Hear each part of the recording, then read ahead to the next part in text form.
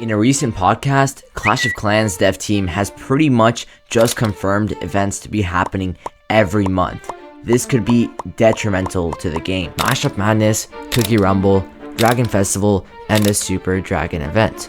What do all of these have in common? Well, for starters, they are all events, limited time events to be specific, that offer a wide variety of rewards for players who complete the lengthy reward track, from things like exclusive skins, limited time decorations, useful items, and even epic hero equipment. Excluding the first Mashup Madness event, these celebrations also had a limited time exclusive event pass that is separate from the already expensive gold pass.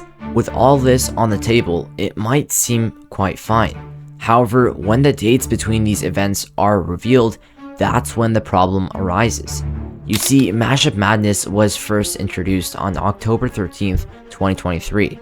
Following that, almost 2 months later, Cookie Rumble was introduced on December 18th, 2023. These first few events saw success, so naturally, as a corporate company, you would want to try your best to replicate these major hits. On February 8th, 2024, another lengthy reward track and event pass was introduced for the Lunar New Year event. Again, these events weren't just some small run functions, rather they were events that contained a lot of content to go through and were starting to feel a lot more repetitive. In fact, I was actually going to make a video about this sooner, but thought that these events were just based off of holidays, and that's what all the games do. Until this week, where the new Super Dragon event was introduced, and boy do I have a lot to say. Not only is this event just very repetitive, I mean, the developer team just literally took the template of the previous events and pasted them into a new format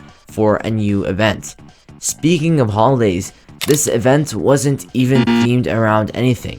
You literally just created a makeshift event for company profit.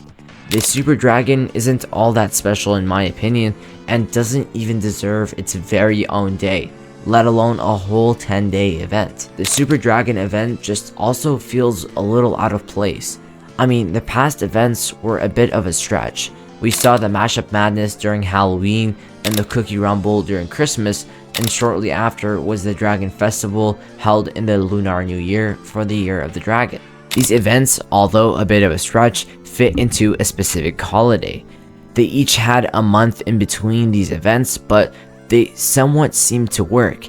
Gradually, as these events progressed, you could tell that less and less effort was being put into this work. Each event was just replicating the old one with a new set of rewards and different troops to use. The most recent Super Dragon event really doesn't even introduce any new troops to make the game a little more interesting. All it does really is just make Super Dragons free for Town Halls 8 and above. Something that I also wanted to mention, and I saw on Reddit as well, was the introduction of yet another epic equipment. For many, the events are actually not the problem, and they're actually somewhat enjoyable. The real problem that stood out was the introduction of new equipment every single month. It's already confirmed that monthly events are going to be a permanent feature within the game, meaning that every month there will be another event to grind out, another set of cosmetics, another event pass, and most importantly in this scenario, the chance for another epic equipment to be released. The Giant Gauntlet was the first of many equipment.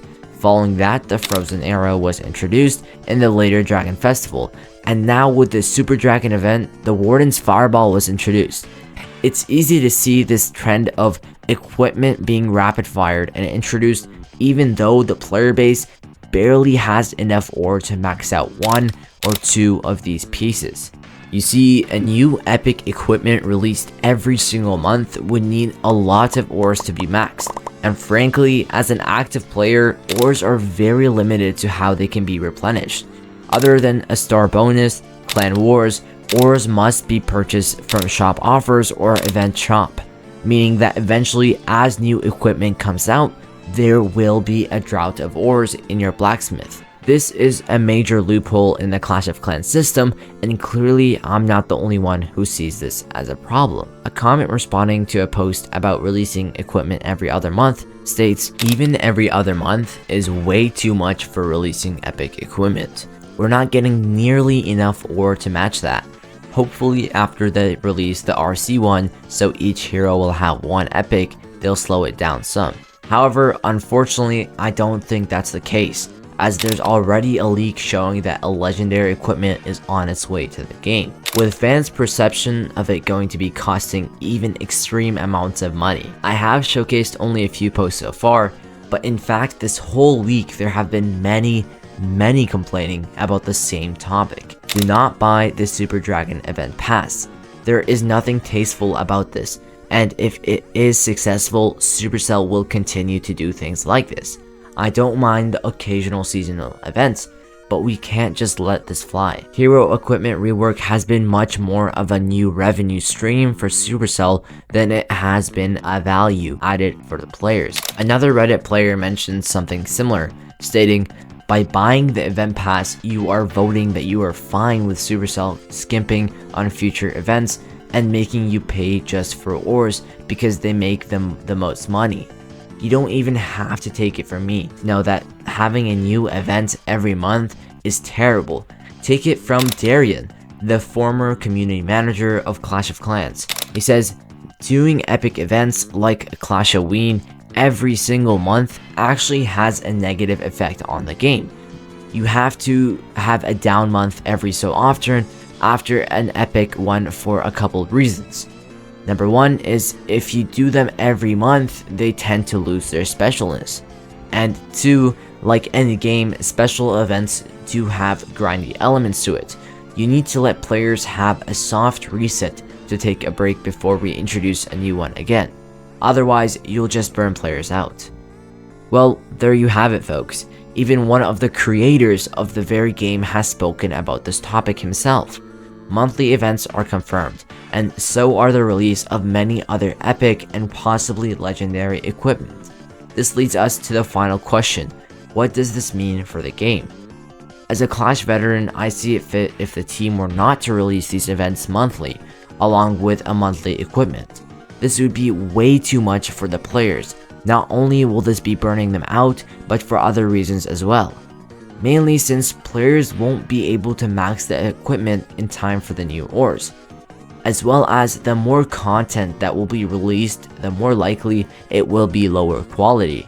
I would rather that the team takes the time on events like these, and make sure that they're very special, so not only do we enjoy them, but actually the company will receive more income because players would actually want to buy the event pass. With everything laid out on the table, I want to hear your opinions and suggestions on this. Please leave them down in the comments below. YouTube thinks you'll like these videos next. Peace out and take care.